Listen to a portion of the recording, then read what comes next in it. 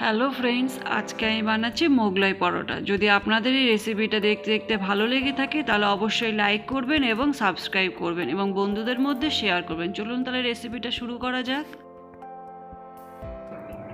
এবার আমি ময়দাটাকে নুন, চিনি আর সাদা তেল দিয়ে ভালোভাবে মেখে নিয়েছি। মেখে নেওয়ার পর আমি এটাকে তেল দিয়ে মেখে আরও 15 মিনিট রেখে দিচ্ছি ঢাকা দিয়ে। প্রথমে আমি একটা পেঁয়াজকে ছোট ছোট টুকরো করে কেটে নিয়েছি, আর এবার আমি এখানে 1 চামচ আদা আর রসুন কুচি দিয়ে নিলাম, আর এখানে আমি 2 চামচ ধনেপাতা কুচি দিয়ে নিচ্ছি, আর এখানে আমি সামান্য পরিমাণে চিলি ফ্লেক্সটাও দিয়ে নিলাম। একটা লঙ্কাকে ছোট ছোট টুকরো করে কেটে দিয়ে নিচ্ছি, আর স্বাদ অনুযায়ী নুনটা দিয়ে নিলাম। এবার এই পেঁয়াজটাকে সব উপকরণের সাথে আমি ভালোভাবে কচলে মেখে নেব। এবার আমি 1 প্যাকেট ম্যাগির মশলা দিয়ে নিলাম। বন্ধুরা, আপনারা এখানে চাট মশলা ও গোলমরিচ গুঁড়ো ব্যবহার করতে পারেন।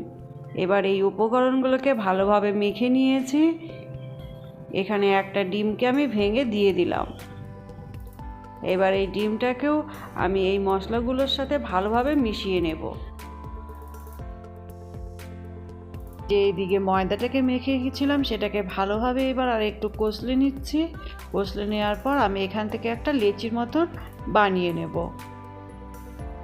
বন্ধুরা, আপনারা অবশ্যই ঘরে এভাবে মোগলাই পরোটা বানাবেন, খেতে খুবই ভালো লাগে। এবং কমেন্টসে আমাকে জানাবেন কেমন হয়েছে।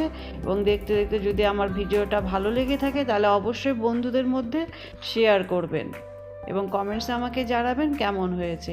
এবার আমি এই লেচিটাকে বেলে নিচ্ছি।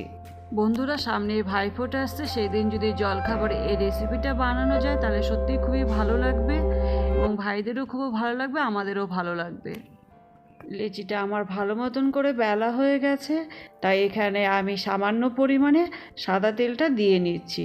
এবার এই সাদা তেলটাকে আমি এই লেচিটার গায়ে ভালোভাবে মাখিয়ে নেব।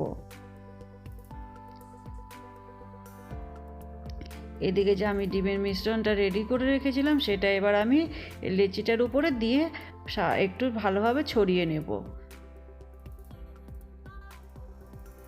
বন্ধুরা, আমরা অবশ্যই ঘরে এভাবে বানাবেন, যেটা সকালে জলখাবারে, বিকালে নাস্তাতে ছোট বড় সবার খুবই ভালো লাগবে। এবার আমি এই চারপাশটাকে আস্তে আস্তে বন্ধ করে দিচ্ছি। বন্ধুরা, আমার এটা রেডি হয়ে গেছে বলে এবার এটাকে ভালোভাবে ভেজে নিতে হবে। এদিকে আমার তেলটা ভালো মতন গরম হয়ে গেছে বলে আমি মোগলাই পরোটাটা দিয়ে দিলাম। এখানে আমি সাদা তেল ব্যবহার করেছি। এটা ভাজার সময় আমাদের গ্যাসের আঁচটা কমিয়ে নিতে হবে। আমার মোগলাইটা এপাশে ভালো করে ভাজা হয়ে গেছে বলে এবার আমি এটাকে উল্টে নিচ্ছি। দেখুন বন্ধুরা, আমার দুপাশে ভাজা হয়ে গেছে বলে আমি এটাকে 2 টুকরো করে নিয়েছি, যাতে আমাদের ভিতরটাও ভালোভাবে ভাজা হয়ে যায়।